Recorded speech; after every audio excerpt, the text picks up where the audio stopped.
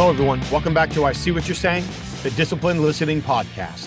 I'm Michael Reddington, and today it is my pleasure to welcome our next guests, Aaron Salko and Kelly Johnson, the power duo behind Stratum 9, the company created specifically to guide individuals through their personalized journey of consistently achieving high performance through scientifically backed methods, programs, and processes. Hopefully, many of you remember Aaron from a previous conversation where we dove into his book, The Ninth Stratum. Today, I'm super excited to talk with both Aaron and Kelly to get into even more depth, talk through their individual research experiences, how they applied in their lives, how they've helped other people apply in their lives, regardless of how individuals saw themselves at the start of the process. So today we're going to talk about so many different things, including the importance of getting our 5 daily wins, how to overcome the fallacy of thinking there's not enough time, some very specific techniques for that. Of course, the role that desire and effort play in any process, but specifically the process of consistently achieving high performance. And again, really focusing on how can we all adapt this to fit our individual lives and circumstances, whether we are parents, whether we are older, younger, have lots of responsibilities, fewer responsibilities, limitations, how we work through all of that in order to achieve our individual definitions of high performance. Really excited to share this conversation with everybody today. But before we do, we want to take a minute and thank our sponsors. First, we have HumanTell. Please head over to humanTell.com and enter the code Inclusive25 for 25% off their self-paced, best-in-class online training to recognize shifts in facial expressions and nonverbal behavior that can let us know what other people are likely thinking and feeling at any moment in time and how we can use that to improve our relationships and our outcomes. I've done all of their training. I recommend it myself over at humantell.com. The code is Inclusive25. Please also head over to certifiedinterviewer.com. That's where you can learn more about the International Association of Interviewers. Do you and your team qualify? What are the individual and team-based benefits and opportunities that they offer? What about their online training and educational events, their in-person, regional, national, international training events, all that and more, as well as the information on the Certified Forensic Interviewer designation. What does it take to qualify? How do people prepare and pass the exam? And then once people earn the designation, what can it mean for them in their career as they maintain the designation over time? All that and more at certifiedinterviewer.com. And while you're online, please check out Inclusive.com.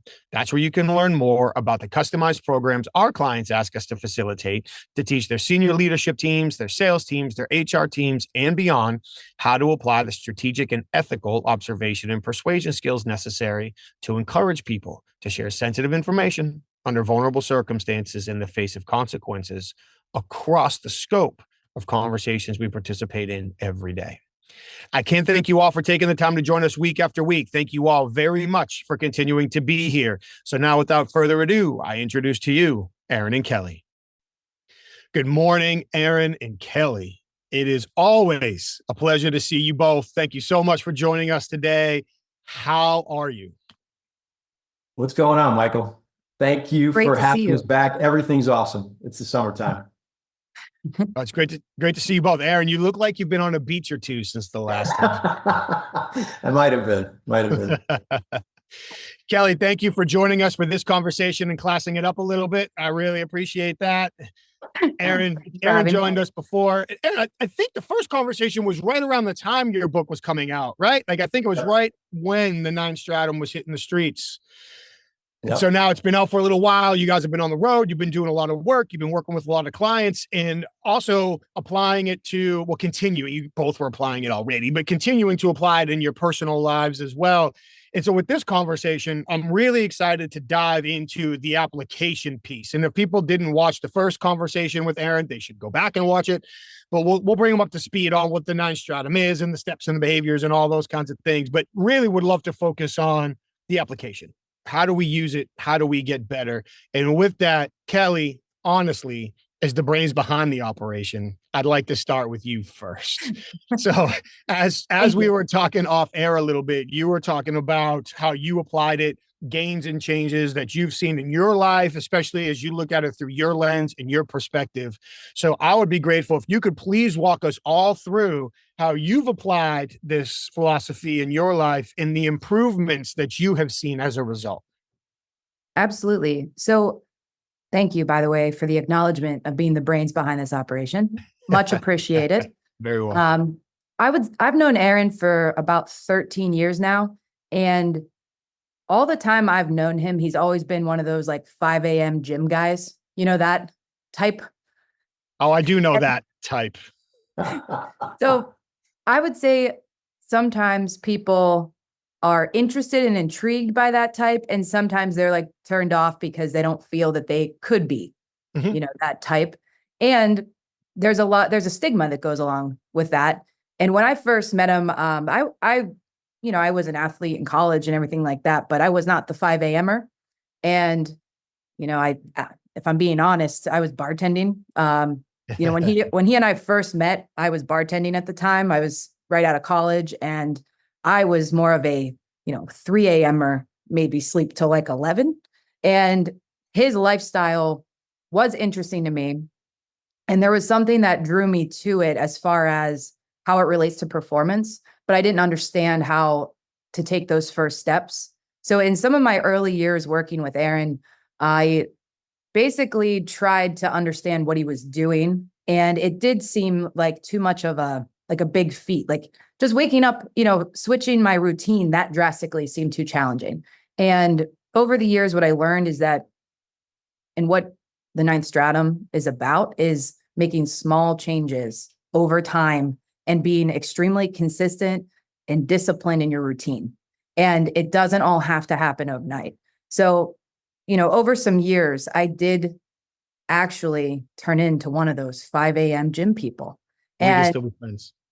Thank you. Well, a lot has changed since then. And that period of my life, utilizing the 5 daily wins was a game changer, because I was working long hours. I was building a book of business and in full commission sales. And I didn't see myself as having time to do like extra things.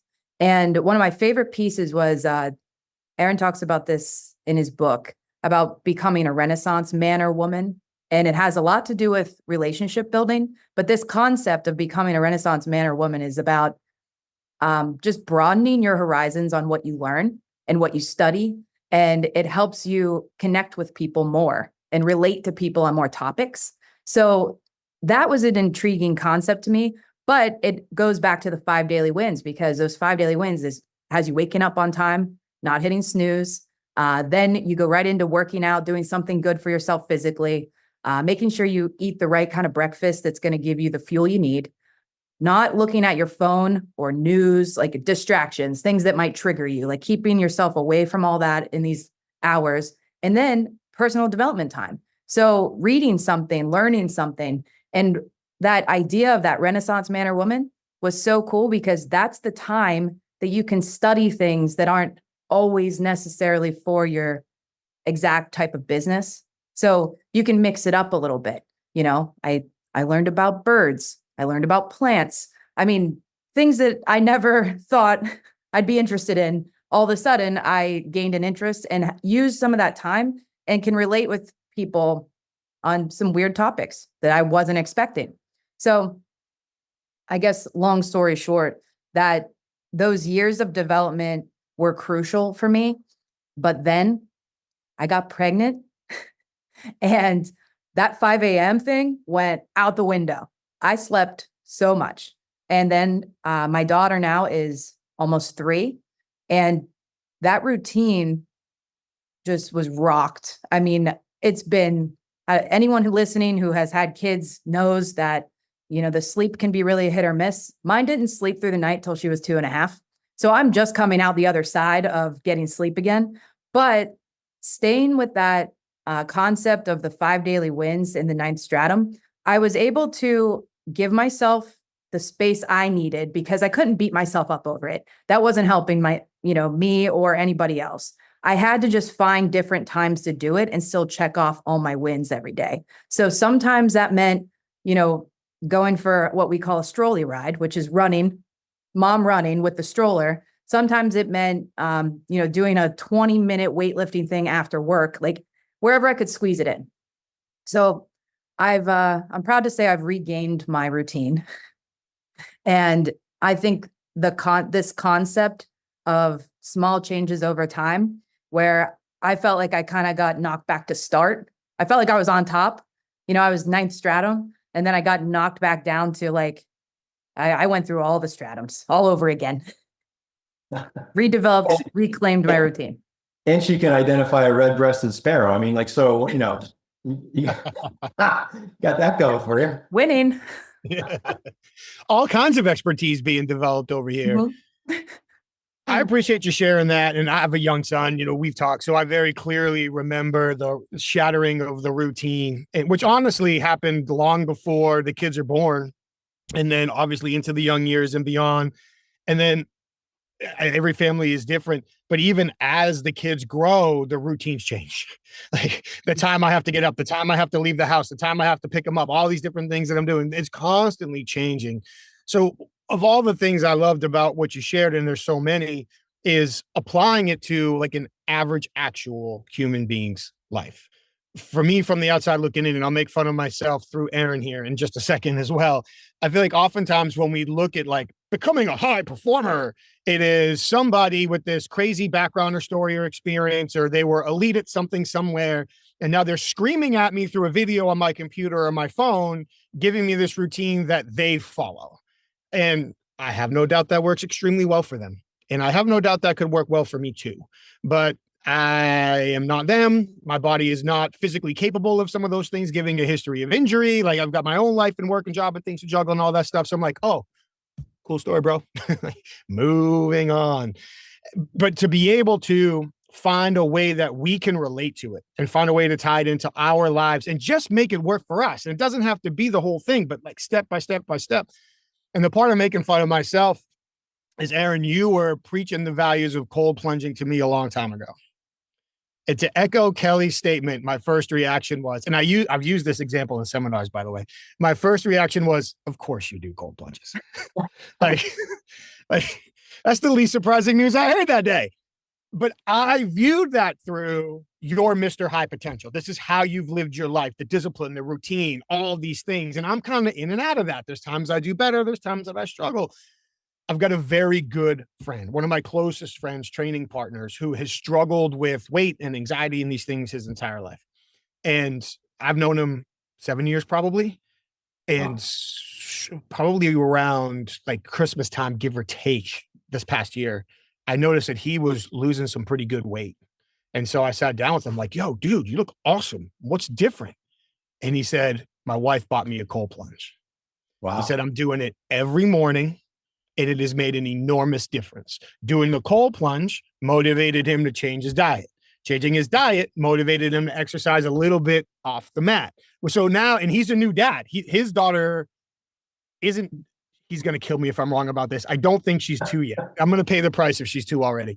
But doing the cold plunge was the change. And he's telling me about all the benefits, like energy and psychology and physical health and all these things. And I'm listening to him going, damn, I should really do that.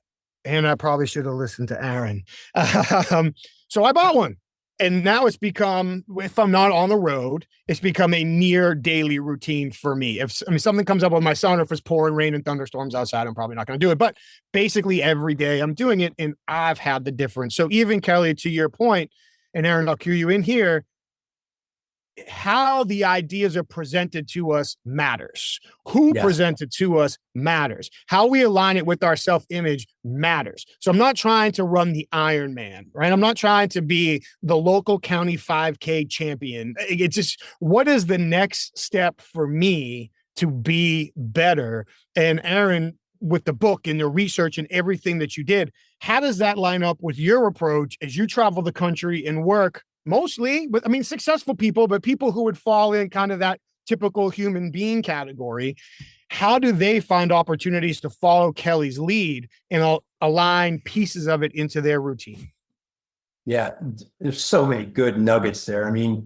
The I love what you said. The reality is like, depending on how the message is delivered to you, is going to, precipitate whether you do it or not, right? Or whether you have the desire to do it or not. And, when I do things, I'm a big science guy, big psychology guy. I love, I utilize what's called interoception. I have a very good sense of what's going on in my body, in my brain.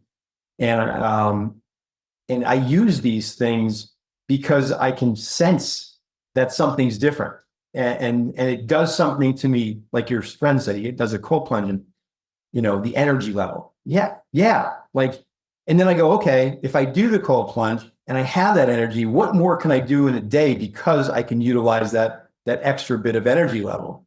And then it goes into, well, I can, pound through some brain work here. I can go on a 4-mile run. Like, it doesn't really matter, but there's a usage to everything.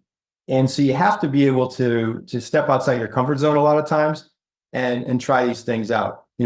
Kel's done it, and you spoke about it perfectly, Kel.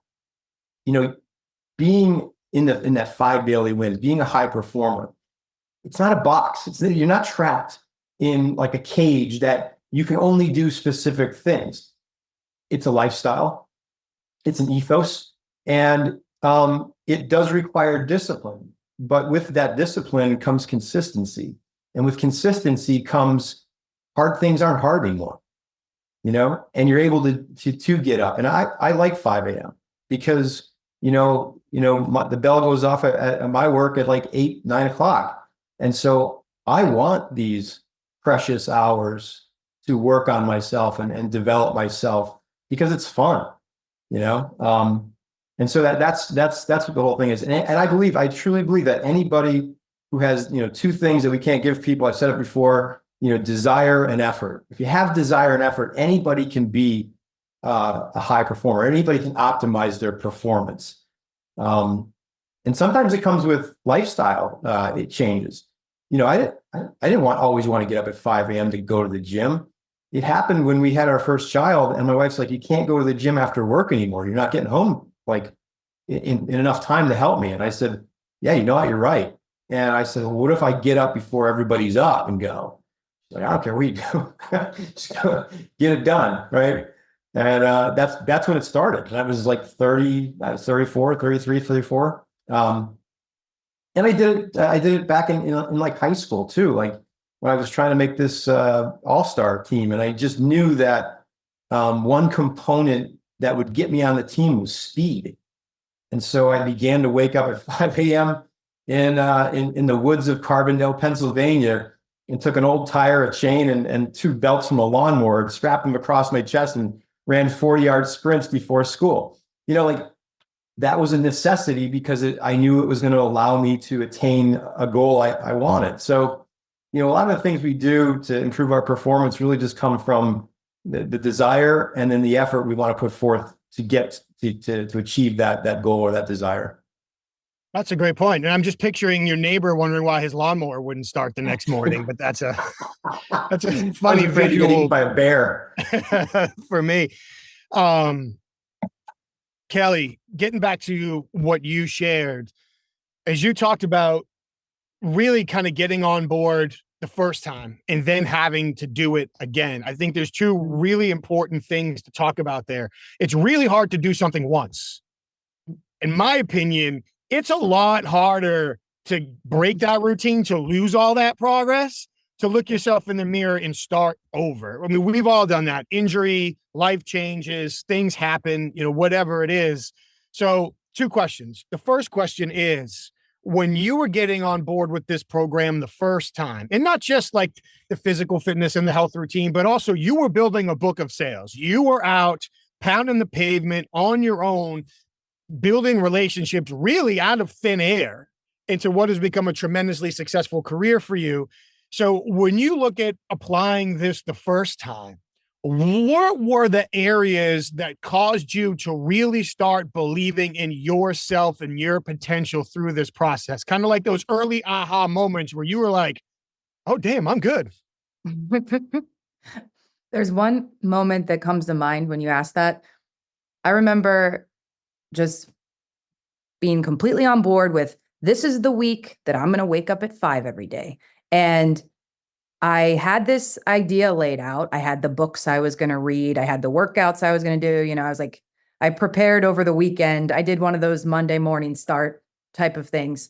And I just remember waking up, it's dark, and I went into my bathroom, closed the door, and I turned the lights on because my husband's still sleeping. And I'm like, I look around, I'm like, now what do I do? Like, it was just like, okay, I'm up, I did it. And then I went and worked out. And then I was like, well, I guess I'll read a book. I was like hiding in my closet. It was still dark, I'm reading a book and I was writing notes. And I'm like, this is awful. Like, I feel terrible. I hate this. And then I woke up the next day, did it again. And every day I just kept doing it. And every day, like, there would be just those moments of like, all right, here I am, 5 a.m. Now what? And it took about 2 weeks for me to start feeling like that energy kick in. Like, I wake up and I'm like, yes, like, let's get after it. Cause it was grueling. It was a grind. It was not easy at first. Nothing about it came natural. I even like working out, I've done that. So, and like eating healthy, I knew how to do that. So I would imagine that if you're starting at the very beginning of this, and maybe healthy eating and working out aren't, natural yet, this all probably seems very daunting. And even just the waking up part, and like, that was daunting for me the first time around. But I just remember the day that it clicked, that I had the energy, I knew exactly what I was doing, and I felt on top of the world, and it sailed me through the rest of the day on a high that I never experienced before. And that was when I was like, oh, this is why he does that. I get it now. Do you remember that day, Aaron? Because I'm pretty sure I called you and said, I get it now. Yes, you did. I am all in on this 5 a.m., 5 daily win thing. Like, I feel it. And it actually changed it changed the way that I showed up when I walked into the office. It changed the way that I approached clients and prospects. It changed everything. It changed the way that I interacted with my family. Cause I was just, when you accomplish small goals, you develop that, what Aaron calls an achievement mindset. And that mindset, it impacts everything. There's nothing, and that's why this is like a whole life approach. It's a lifestyle, as Aaron mentioned, because when you start doing these small things for yourself and you take that time for yourself and you start achieving things, you start feeling that energy, you're able to better take care of everyone you work with, everyone in your household. That was like the magic. I felt it. So when I lost it, I was at first very hard on myself, which is where I had to take that step back and realize this is a season of life. And the way I, get healthy again after this season really matters, no longer just to me, but to my daughter. So that was really important, from a mindset perspective, that I needed to give myself a little breathing room, a little space. It's okay that I can't get back to 5 right away. So I actually worked my way back. So at first I didn't have a wake up time, in those early months. I just was like, whatever happens today. And that is not the mindset that I developed. So that was frustrating, but I just had to be in that moment and be in that space and acknowledge that this is just a season. And then as that season carried on longer and longer, I was again frustrated. So I would start, maybe a 7 a.m. alarm. And I was doing that thing that I used to do of hitting snooze, rolling out of bed, rushing through my morning just to get out the door. And I was like, this is everything that I don't want. This is everything that I fixed once already. So when I was able to start setting my alarm 15 minutes earlier, and even getting back to like waking up at 6, that's kind of where I've been, and now that I sleep again as of February, my routine has been getting better and better. But waking up at 6 was fine too, because I was able to get in a 30-minute workout. I was able to have breakfast, with my family, and I was able to either listen to a podcast or read something. So it was like small steps. I just went back to small steps, and it was a struggle though. I mean, there wasn't anything easy about it. I mean, there were a lot of life changes there, but I would say that once I acknowledged that it was a season and that I know I can make it back, that's when my mentality around it changed, and I was able to develop a new routine that isn't perfect in the way that I've experienced it, but I feel good again. I have energy back again. So I'm experiencing some of those same feelings that gets me to that achievement mindset again. Yeah. There's two things too, like that are really important for anybody who's listening. You know, when you start the process, I always recommend do it with a friend. You know, I always say, like, in the book, they talk about the PPAU, the peer-to-peer accountability unit. And so I've got these like performance cells all over the country where, you know, I get up at 4:45 or 5, I'm hitting like, okay, I'm up, you know, and you got all these other people who are on these like text message or chats or team things, and they're all hitting me back. Okay, we're up. So now you're part of a community. Now you know that it's not just you that's embracing the suck, it's everybody else, right? And then you start to do that, and it gets it's more fun because maybe during the workout or after the workout, you're saying, I just crushed it, or man, I had a bad workout, and you've got this support group that's with you. But as Kelly, you were talking, you know, once you did it and you realized what it does, right? The whole thing about high performance, the whole thing about the ninth stratum is about raising awareness of your performance. So you rose I guess you rose your awareness. Is that what you're gonna right term? Can I say it like that? And you knew what it did. So when you lost it, you were like, wait a second, like huge difference, huge impact here. And so that's everything that we talk about with high performance. You know, we in the basics of performance, in the basics of setting that achievement mindset and that performance mindset, I talk about a lot about, you know, how you get dressed in the morning. And people look at me going, are you out of your mind? Like, what do you mean you're okay, Mr. Performance Guy's going to tell me how to, you know, what to wear? And listen, I was always a suit guy. So I always got a lot of flack for, like, you're always in a suit, you're always dressed up. I didn't do it for anybody else. I did it for me because there's this thing called enclothed cognition, where it's, you know, it's a science, it's a psychological phenomenon where the clothes you wear affect you both psychologically and physiologically, meaning, you know, you have more confidence, you feel better, you know, that whole term, when you look good, you feel good, when you feel good, you perform well. And then you've got the physiological component where, you know, they've done studies where they put groups together, and it was like you know, who could create the best sales deal. And they put one group in casual clothes, one group in sweatpants, another group in suits. And they took blood tests, and guess what? The people in the suits not only created the better deals, the higher margin deals in this exercise, but their testosterone levels went up compared to the other two groups. And you look at that and you go, huh, okay, there's the science. I want the higher testosterone level. Therefore, I'm going to do that. That's what this is. I don't do it because, you know, I think I'm something special. I do it for the edge, the competitive edge, and how it makes me feel. And so, you know, that's just one like little tactical application that we talk about when it comes to raising your performance. And I love the fact that you're talking about the science. We're going to come back to that in 1 second. Kelly, again, thank you for walking us through all of that. And what I loved about that is, to steal your phrase of competitive advantage, you found a way to compete against yourself, so to speak. So it wasn't, I have to follow this model. If I'm not doing it perfectly, it doesn't count. It wasn't, look at all these other people and what they're doing. Like, one of the things that I'm really trying to work on with my young son right now, we were talking earlier, he's about to do his first competition this weekend, is we're not comparing. It's not about comparing ourselves to everyone else. It's, was I better today than I was yesterday? Did I perform better in this class than I did the previous class? Like, that's the hard part.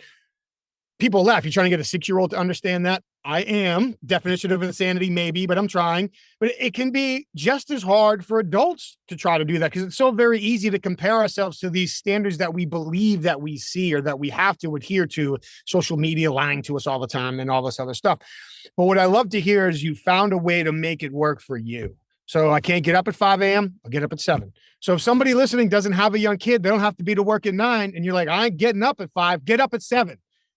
Instead of 8:15, and start there, because use that gap in time that you have in that morning. And I can vouch, and I got this from you guys, is those 5 daily wins. 1 win makes you want 2, 2 wins makes you want 3, and 3 wins makes you want more. So if your 1 win is I got up when I was supposed to, now what do? Well, I can wander around my dark house and figure it out, as long as I don't wake up my son or kick the dog, right? For me, I found that, and I got this idea from my buddy Al Jones, but I had to I use my phone for my alarm because, why wouldn't I? Yeah. But I put it on the sink in my master bathroom. Because if it's next to my bed, you bet your ass I'm hitting snooze. But if I have to get up to go get it, I've already walked 5 steps. Yeah. So now I really have to take a punch in the pride to walk back to bed and get under the covers when I've walked in here to shut the phone off. So those little things make a big difference. Aaron, you talked about science. For those that are watching the conversation, you got a copy of your book right behind us. And that book is layered with science. So although the Aaron and Kelly story about how we became super high potential and performing people would be fun to read, this is actually a scientific process that's broken down and supported with how and why this works and how to do it from a physical standpoint, like we've been talking about, psychological, business, cognitive, beyond. So Aaron, if you don't mind, what I would love to do is ask you to walk us through the role that science played in this. And if you could, maybe 1 or 2 more of the surprising things you learned researching the science behind how people can maximize their performance. Yeah. I mean, as I said, going through school, science was always my favorite subject. When I got into college, it was like sports medicine, physical therapy was my drive. And so and even as a young kid, I wasn't the biggest kid. So I had to learn very fast how to build myself up through a magazine that I found at my parents' restaurant, which is called Muscle and Fitness. And I was like, and I realized that, okay, there are things you can do to get better, to improve your performance. And so when I began to study the body and began to study human biology, I was like, wow, like all of these things matter. Like everything we do, the time we wake up, how we wake up, what we eat, when we eat, right? They all have an effect. And, listen, not everybody needs to be a biologist to do this, but there are things you can do daily that will make you feel different in a positive way. And you go, okay, I get it. Like we were just talking about the snooze button. I love the snooze button. I hate it. And you guys, anybody can do this experiment. One day, wake up, get yourself out of bed at an earlier time than you normally do, and proceed throughout your day. The next day, hit the snooze button. Hit it 10 times. I don't care. Then wake up. You're going to feel different. And the science behind that is because your body when you get woken from sleep, your body tries to immediately put you back in it. And hitting the snooze button and going back into the darkness of sleep, your body begins to release those hormones, those chemicals again to put yourself into that deep rest. And then the snooze button goes off 13 minutes later. Or 9 minutes later. And mine's 9, by the way, because I like 9. That's what 9 minutes later. And then all of a sudden you wake up and you feel groggy, like something's off, like you're even more tired than you were when you woke up the first time. And so, right there is a perfect example of why the snooze button is probably my least favorite thing in the world. And it really should do away with it on phones. But there's some science for you. Eating, when we talk about focus, there are ways to eat depending on the bouts of work you need to do. If you're doing a lot of physical activity, okay, there's one way to eat throughout the day. If you know you've got to do high brain work or heavy bouts of mental activity, I want mental acuity. So therefore, the food that I ingest or maybe don't ingest, there's a reason for that, and I operate at that higher level because of that. So a lot of different things that come to play. I mean, Kel, I'm sure you have some fun ones too from the book. One of my favorites. I grew up thinking and maybe being told at a younger age that I wasn't overly creative. So I did my art projects and all that, but I didn't have a high focus on it because I thought that wasn't where my skill set lies. So in part of the research and development on the ninth stratum, we have 45 performance-based skills that we've identified as skills that if anyone could improve in those skills, they will improve their performance. Hands down, they will improve their performance. And it's some of it's life, because it's health related too. That's a piece we've been talking about a lot today, but is often forgotten when looking at performance if you're focused on career. But one of the skills is creative thinking. So coming from this mindset that maybe creativity wasn't my strong suit and that it wasn't something to pursue, I was fascinated by some of the science that goes into creative thinking and the environment that you can create in order to allow your brain more creative thinking, I guess, access. And the one that some of it, I guess you hear a lot about companies like Google having specific spaces that are supposed to be designed for creativity, but it's very simple, and like clutter on your desk kills creativity, kills it, because it makes your brain like cluttered. So even that's why like kind of blank white rooms are very common for like a think tank style room. And another one was about what's it called? Binaural beats, the music. And that's something that I started using after you've done the research on this, Aaron. I use it all the time, and like you can't hear it at first. I don't know if you've ever experienced those playlists. You can hardly even tell they're on, but they get you so focused and in the zone. It's such a game changer for me. It's like a light switch. And people have come into my office and they'll say something to me, and then they might hear a tone and they'll go, "Is something on? Like what is that?" And I've just been calling it my focus music.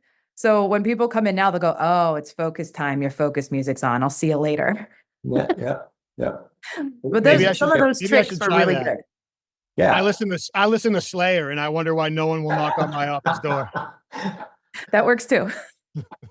Yeah, Kel, another piece of that science that I love about creative thinking versus critical thinking, left brain versus right brain, is, whenever, like you said, you were always told that you weren't creative, but what we learn and what we understand from psychology and the science of how we think in the brain is it's a preference, so we prefer to be more critical with data than we do outside the box and creative. But you can learn how to either be more left-brained or right-brained by practicing things that take you out of your preference, right? Mm-hmm. And so we teach that a lot in the visionary thinking curriculum of the ninth stratum, where you to be a visionary, people are like, oh, well, I'm a critical thinker, and I'm not that visionary. It's like, no, you are. You just have to practice, and that's a big component of it. Can we talk about how we practice this, you and I? Yeah, go for it. So I tend to be that critical thinker, and Aaron tends to be that visionary thinker, and that's why a lot of times we work really well together. But we're talking about ways to practice and how to kind of get out of your own way to go opposite. And cooking and baking are two ways to practice this. So for me, when I'm cooking, I like to have a recipe in front of me. I like to have, I use measuring tools, and I make sure I have all the right ingredients. And Aaron, can you describe your cooking methodology? Let me see. I walk up to the fridge and the freezer. I go, okay, what we got here? I go, this and this and some of this and this. All right, we'll just throw these in a pan. Let's do something with this. And there's no measuring. There's a lot of tasting, like a lot of add taste. And then yeah. Well, you I envision grew up in the the restaurant dish. business, so I understand I do understand how to cook. Little You see the advantage there. dish on the plate before Yeah. I you envision the start. dish before I even start cooking it, by the way. It's very artistic. It's an art form. And you learned to cook a little bit earlier in life than I did. I've been working on it, but I still measure things. But he told me one time that he doesn't measure water in a pot. He doesn't use, he can just kind of throw it together and knows by texture and smell and taste and all these things. And I was like, huh. So I started practicing that. It was uncomfortable at first. I started not measuring things and just doing it more by feel. And then Aaron decided he was going to learn how to bake bread. And I told him that baking is a science. You need to measure this stuff. And he's like, yeah. What did your girls say about your first bread? My God, Dad, this is stratum 2 bread. Like, and he may have been exaggerating. Well, you can't use the stratum as a weapon, right? Number one. His girls have definitely figured out how to use all the stratums as a weapon. But yeah, his hockey puck bread came out and he was like, okay, you're right. I need to measure. So then he had to start practicing measuring. And I think, where's your bread now? I'm still a 6, still practicing. But testing it out once in a while. What we learned through this cooking and baking experiment is that it's uncomfortable to do things that you're not used to and don't come naturally to you. And it's really important to lean into that discomfort and push your boundaries on things. And I know that cooking is like a silly example, but it applies to everything in life. If you're not feeling discomfort, you're not growing. So anytime I feel a little uncomfortable, and this is another science piece, it's in one, I forget which chapter, but it talks about your gut instincts. And when you get those butterflies in your stomach, and that's just your brain telling you that it doesn't have data on this yet. So it makes you a little nervous. You get a little sweaty palms, like if you're about to give a speech or do something that's out of your comfort zone. It's just your brain telling you, I haven't collected data on this yet. So it's nothing to worry about. It's just this is a new experience. So when I learned that piece of science, that was really cool for me because I was always one who wanted the data and analytics to make decisions and was like kind of pushing my gut instincts aside. You got to marry both of them, is what I learned. And there's science to back that up. Yeah. And I guess we can stand the science like all day, but there's a fun one that I love. And a lot of people listening who might be in sales or maybe in negotiating, whatever it might be. I always wondered about when you wake up on a Monday, Mike, and you're like, and it's Monday. When you get to Tuesday, you're like, it's only Tuesday. And then Wednesday hits and you get a little bit more like, okay, I'm over the hump. They call it hump day, right? Thursday, you're a little more jazzed, feeling better. Friday's like, yeah, it's Friday. And then weekends are hitting. And then all of a sudden Sunday comes and you're getting a little bit down again. I always wondered about that. I always wondered why I felt differently on specific days and if there was any science behind it. Guess what? Turns out there is. It was a peer-reviewed article in PLOS ONE. And it was, they took metrics from Twitter, like all these tweets, like, I can't remember how many, but it was either in the hundreds of millions or maybe, I think maybe it was like 60 some million. And they broke it down by, one part of the experiment was they broke it down by day. And they were trying to gauge the happiness level of individual based on the words that they were using. They found that there's this correlation to the days of the week when people are most happy and most agreeable. So if you're in sales, right, go out and maybe bang on a door on a Monday or Tuesday, you're going to get a grumpy person on the other end of that phone or the other end of that that door, the probability is you're going to get somebody who's not like all there yet. But you get into Wednesday, Thursday, and Friday, you can begin to time your asks of these people. Time the ask of like, hey, can we get this contract done? Time the ask of, hey, can I get a meeting next week?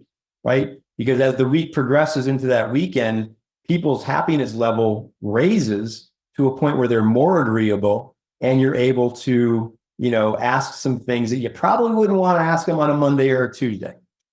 And you can do this with your spouses too. So. Thank you for challenging me to do a research study with my spouse. If I start sleeping on your couch, you'll know why. Honey, but we really need that 75-inch TV. Yes. Yes. See, we don't watch a lot of TV, probably no surprise. Well, I shouldn't say that we don't watch a lot of TV. With my son, obviously we watch some, but I can probably tell you more about like kids' movies and cartoons than anything the average adult has been watching over the last couple of years. I love when somebody says, hey, do you remember this scene from Ted Lasso? No, never seen it. Yeah. Just don't. It's actually just reminded me, I was about to say I don't have time for that. And it was a comment I was going to make earlier when you both were talking about like this time thing. One of the notes I wrote down was like the fallacy of not having enough time. Oh, love it. Like, none of us have enough time, but we make the time for the things that we believe are important enough and will lead to outcomes that we want to experience. So I can say I don't have enough time to watch TV. I could create all kinds of time to watch TV if I really wanted to enough. And if the Red Sox are playing the Yankees, I probably will. But if it's for a TV show, a series, or whatever, like I know I'm not just going to watch it for this 1 hour. I know that these producers know exactly how human psychology works. And within about 15 minutes, they're going to hook me into the next 6 seasons. And I don't want to do that. So I'm just going to avoid it altogether.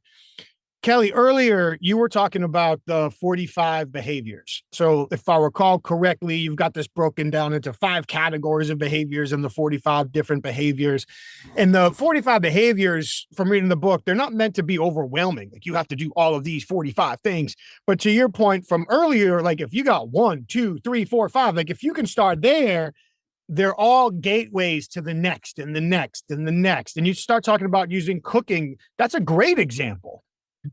Using cooking, that's not like off base. That's it. Like I'm trying to develop a new skill set. And by the way, the lessons that I learned cooking apply directly to the lessons at work, the lessons in raising a family. It's one of the terms that I just learned talking with a psychologist or psychiatrist. I always screw that up last week was, Aaron, you might need to correct me on this. I think it's called functional fixedness, where people learn something and they say, okay, this thing I learned is only for the context that I learned it in.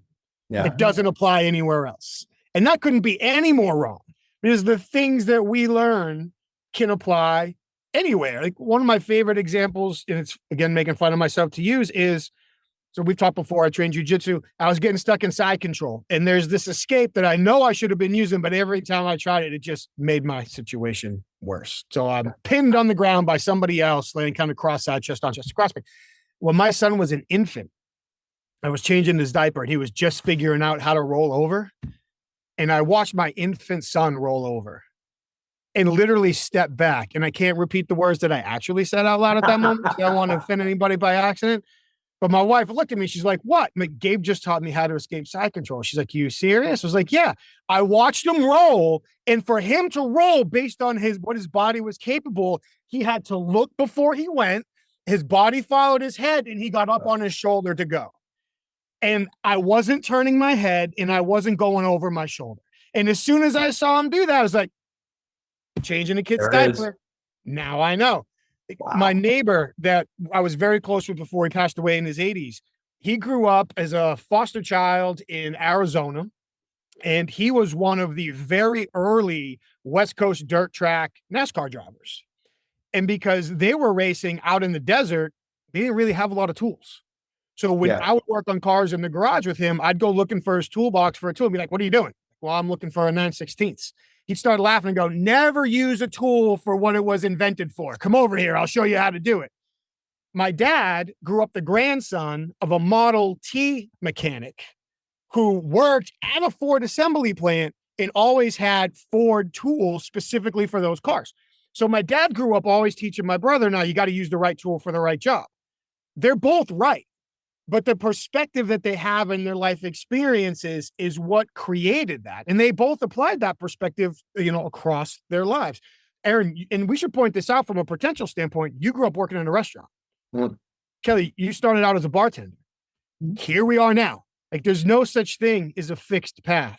So I'm pretty sure 15 minutes ago, Kelly, I was going to ask you a question before I had that little ADD rant right there. 45 behaviors. We don't need to do all 45 all the time. But if you had to pick what you thought were the couple of most important behaviors for how you either captured or recaptured this high potential momentum in your life, what would you say are the most important ones? Mm-hmm. That's a good question. And yeah, we call them 45 performance-based skills. And that's because all of these can be learned. So that's the big thing about it. When we were going through the research and all of the studying that we've done on these skills, it had to be learned. It could not be something that's innate. And actually, some of the skills many people believe are innate, but they are learned behaviors, to your point. So I would say if you're looking at the list and they are broken out, 45 does seem a little hefty. They are broken out into 5 categories, but there's a category that's called mentality.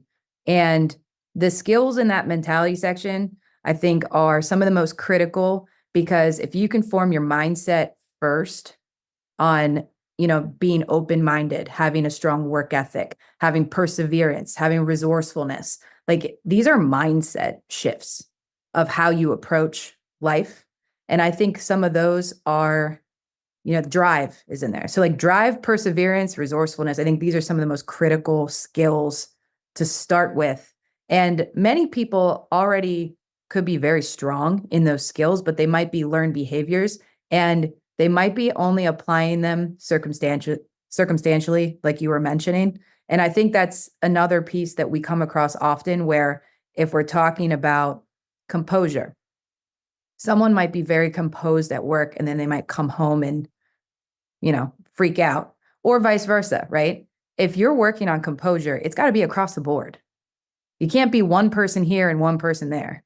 That's inconsistent, and it actually makes you less trustworthy, which is another skill on the list, trustworthiness. So I would say that mentality section would be where I would advise people to start, because once they get some of those down and they're willing to make some changes, then they can build on that and get through all the others. Sets everything else up. It makes complete sense. Yeah. And Aaron, it is pick another one. It is a journey. The one thing I think we talked about in the beginning of this podcast, Michael, was, the average person coming in. I've said this before, you get these people who are like, okay, I'm going to do it. I'm going to be a high performer. I'm going to start going to the gym 5 days a week. I go like this. I'm like, no. Go one day. Do one exercise, come home. Then we'll see if you can do it again. Because, too many times, we as humans want to accelerate our progress, and it's not always possible. And when you talk about operating at a higher level or optimizing your performance, you are going to fail. Hands down, you are going to fail if you try to accelerate that process. The journey to optimize performance or high performance is, as I said, it's a lifestyle. It's a marathon. It's not a sprint. And it's something that you take in little bites, little pieces. Maybe one day maybe 1 week or 1 month, you're working on your composure skill. Maybe you're working on your patience skill. Maybe you're exploring critical thinking, and as you do this, you get better at all things because you begin to develop these skills at a higher level, and you're more aware of when you're uncomposed. And sometimes you can stop it and go, oh, I was about to blow off her handle there. I better dial it back a little bit. So it's so important for everybody who's listening. Everybody wants to really get to that next level.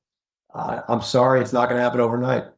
Certain things can improve over time, and you'll notice them. But Kelly, you said it. Consistency is the key to all of this. Just doing things over and over again. And there's, Mike, you said something about a time factor, like, I don't need time. I love when people say, I don't have enough time, but I can't read a book. I don't have time. I can't exercise. I don't have time. Yeah, you can. That's what the 5 a.m. thing is all about, right? And you don't need 3 hours. You can have 2 hours. If you can't have 2 hours, you have 1 hour. But during that 1 hour, you've got to get, two things in. And if you really did the math, I have a calculator next to me somewhere, but, and let's say you commit 2 hours a day to your personal performance. You're selfish with these hours. It's for your exercise, your personal development, your personal nutrition, waking up at the bell, whatever it might be, right? Multiply those 2 hours a day times 7 days a week. Then do it times 52 weeks in a year, right? There's like months of personal development time that you can have per year. Imagine that. Imagine what you can do with that. Imagine how you would look in the beginning of a year and how you would look at the end of a year, both physically, mentally, and emotionally, if you took those steps. That's what this is all about. That's a great way to look at it. And I love bringing it back to just like the average human being. Like, we all have this capability to a degree. We just have to find a reason to want it. Yeah. And once we find a reason to want it, and we don't have to be ninth stratum in all 5 categories and all 45 skills. We can pick the areas that are most important to us and try working our way to earn ninth stratum in any one of the categories is without a doubt going to raise the stratum levels in the others. Like, they might not make 9, but they're coming up with you. And that step-by-step process. And I love what you said about, it's not just start, but it's start reasonably. Another great friend of mine has been an athlete and a martial artist all his life at a high level, and life changed, work, all these other things. And he got to a point where he was unhappy with where he was at. He texted me last night, and he's unaware of you guys, by the way. He texted me last night that it was the 25th day in a row he had got up at 5 a.m. to work out with people in his neighborhood. Like, so now, Kelly, to your point, by the time you get to day 25, this is who you are. This is what you do. Like, this is now part of your self-image. So maybe one day, my kid was up sick in the middle of the night and I'm not going to go work out today. Or maybe one day it's a thunderstorm, so I'm not going to get up and go run outside today, whatever it is. But now it's not going to knock me off that plane, because this is who I am now. And this is just the day that for whatever reason I can't do it. So now I feel like I have to do it tomorrow because I've been doing it. So Kelly, you talked about mentality and how important that is to develop. And for me as a father, that's like one of the most important things. I've got to figure out how to help my son develop, because I truly believe if you can do that, like, let's be honest, life sucks, right? So how you get through that depends a lot on your mentality. Mm-hmm. From your perspective, Kelly, with everything you've experienced as a human being, as a very successful professional woman, as a mother, as a wife, as somebody who's gone through this 9 stratum protocol, it's ongoing. It never ends. We might fall up and down stratums. What would be your biggest advice to the average everyday human being for how to start on this path of realizing their version of consistent high performance? I think my first piece of advice would be to identify what their goals are and what they're doing it for. Because as Aaron mentioned, if you don't have the desire and you're not willing to put in the effort, then you're not going to reach your full potential. So you have to get real with yourself on what you want and why you want it. And once you get that squared away, for me, after having Lindy, it was, I wanted to be strong because I wanted to be the kind of mom that can outpace my kid's energy level so that I can show her how much fun we can have together, right? Like that. But it shifted. My reasons shifted. But once I kind of got that squared away, I was able to then apply that by making those small, consistent changes. And they have to change over time. My workouts started as 20 minutes, like HIIT classes, because that's all I could squeeze in. And I plateaued, that got stale after doing that for a year. And I wasn't seeing my strength improve. So actually just maybe a few months ago, I switched to heavier weightlifting. Man, like what a dynamic change that was. I was faster. I mean, I'm chasing a 3-year-old, but still. But you're not losing. I'm not losing now. So I was faster. I was stronger. I am. And it was such a noticeable difference, but those small tweaks and then seeing improvement is so motivating. So I would just say, figure out what you want and why you want it. And if it's a physical purpose that you're after, daily, I mean, consistency is so key, right? And then nutrition plays a huge part in that because it's all about energy. Maybe you want to improve your performance at work. That time and dedication to yourself every morning is imperative to how you're showing up every day and the energy and that you're bringing to your teammates and how you treat people. So maybe it's studying, maybe you want a management position, you want to be a leader, like whatever it is you want, that's what you got to figure out so that you can build a tiny mini program that you're going to achieve every day. And then when you start plateauing, tweak it. Love it. And through the seasons of life, it's not going to be the same every day, every week, every month, every year. I'm sure I don't have all 45 of your performance-based skills memorized yet. I apologize, but I'm sure adaptability is in there and understanding that things are changing around me and that's okay. I can change with it. Aaron, as we start pushing time here a little bit on our conversation, I'd like to float the same question to you. This has been something you've embraced for many years. You didn't just accept it as this is the Aaron story and made me who I am, so everybody else should be me. You went and found the science, and the science changed how you look at it and how you do it and how you approach it. So you didn't go out to find science that said, hey, I'm doing it right. You went out to find the science that says, what's the right way to do it? And then made the adaptations based on what you found and then packaged for everybody. So I'd love to ask you the same question based on your experience and your research and everything that's gone into what you do. For people that are just looking, you're right. I got to start. I heard Kelly. I heard Aaron. I got to do something. One foot in front of the other. How do they start? Yeah. I think it's really like an introspective type of conversation you have to have with yourself as to where do I need to start? A lot of times when I'll ask a general statement, if we're doing like a speaking engagement or something, I'll say, if I had to ask you to improve your performance today, where would you begin? Now, a lot of people go, I have no idea where to begin. And that starting point is very hard to understand. It's hard to figure out. One thing I always like to say is, we know what we're good at. We know what we're confident in. We know what skills we exude. But how many times do we take a look at the ones that we're neglecting or that we're failing in? There's a good starting point. Right? If you take the 45 performance-based skills and you look at them all and go, yeah, I have no patience. Okay, well, there are practices out there. There are ways you can improve that. And so that's a good place to start. You can also look at, another piece of advice that is, what are your passions in life? Maybe are you neglecting a passion or have you not discovered it yet because you're so overly focused on your career, your company, the people you manage, and you're always gauging their performance. When's the last time you looked at yours and said, what am I good at? What am I passionate about? And when I find that, how do I begin optimizing my performance and the things that are going to make me better at my passion?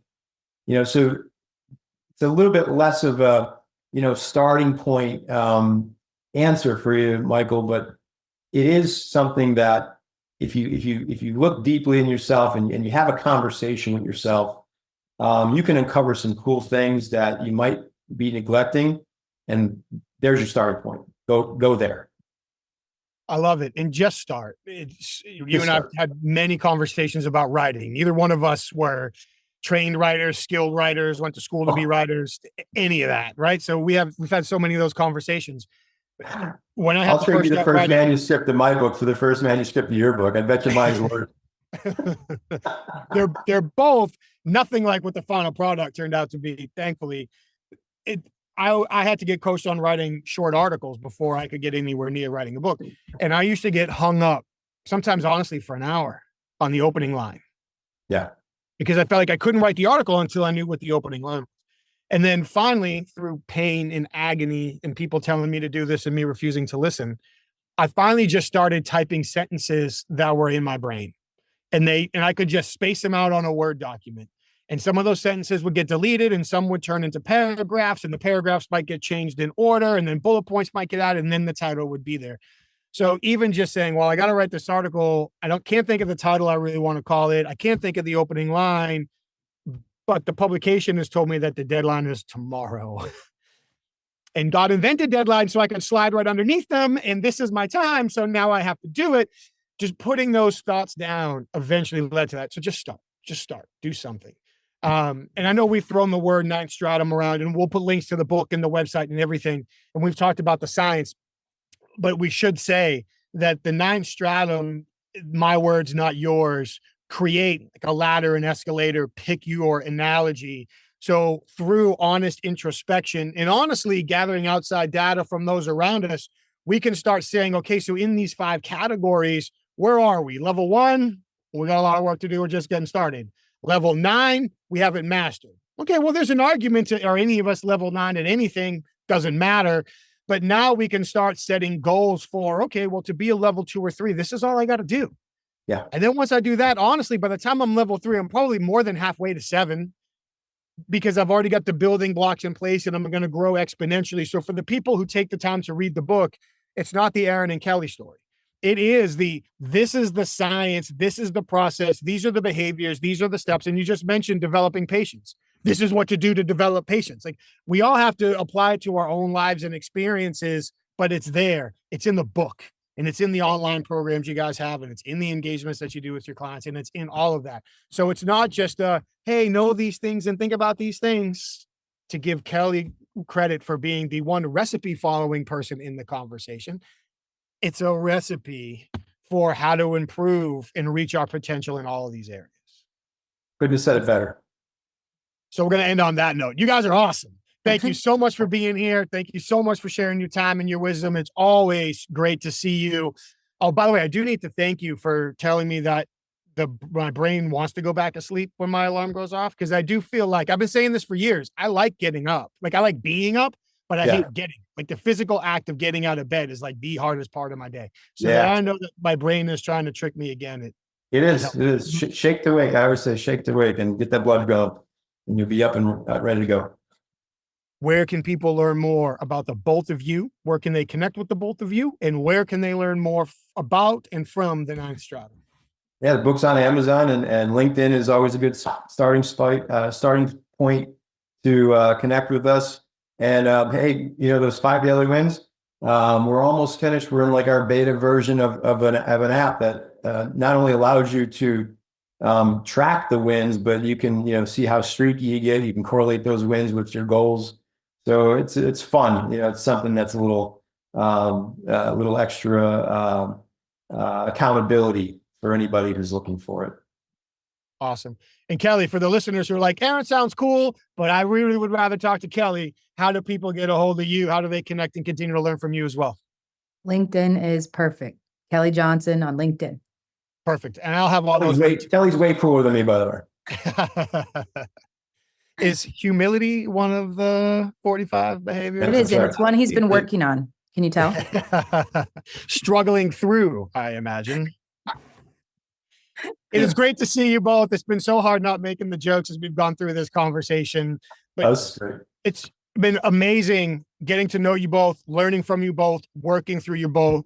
You're doing great work. You're impacting and changing lives. And Kelly, to your point, not just the lives of the individuals, but their families and their coworkers and the people around them, their circle of influence. So thank you both so much. Stay safe, take care of each other, and we will see each other again soon. I know it. Thank you, Michael. Sounds great. Thank you so much. Aaron and Kelly, thank you so much for another amazing conversation. I really appreciate you taking the time to be here, but really, I appreciate you sharing so much of your individual stories and experiences and background, and allowing all of us to read into that so we can find our own motivation, our own common ground, and use that as we start our own individual journeys to achieving high performance in our lives. I can't thank you enough for all that you shared today. Thank you. And there were so many things that really are worth touching on before we go, but to just pick a few, I really like the idea of creating the context or the environment to be successful. If we understand the goals we want to achieve and what it takes to get there, creating the environment to make that easier for us is such a great place to start. I love that. And I absolutely love the idea that butterflies really equal no data yet. We get the butterflies, we get nervous because we don't have the data yet. We don't know what happens next. But the more we accumulate these experiences and the more we subject ourselves to risk, we can get these butterflies to go away because we've been there, we've done that, we've been in similar situations, we've had the data. I also love the idea that consistency and small steps are very important in order to keep going 1% better every day, as they say, and how important relationships really play a role in this as well. The network we build, the relationships, whether it's peer accountability, others that we can rely on, others that we can help along the way, all very important. So thank you so much. And another huge thank you to everybody who continues to take the time to listen to these conversations every week. We really appreciate you being here, sharing your time with us. And I hope you're taking notes, you're saving the conversation, and you're applying these tips to your lives as well. So before we go, let's thank our sponsors one more time. HumanTel. Please head over to humantel.com and enter the code Inquasive25 for 25% off their best-in-class online self-paced training to begin recognizing when people's facial expressions and nonverbal communication are changing and what that likely means they're thinking and feeling at that moment in time. Recognizing that in the context of the situation helps us strengthen our relationships and achieve stronger outcomes. Check it out, humantel.com. Please also, for the professional interviewers, head over to certifiedinterviewer.com. That's where you can learn more about the International Association of Interviewers, their membership opportunities, benefits, how you can participate, add value to the organization, what you can find for their online education resources, their in-person educational events around the world, so much more.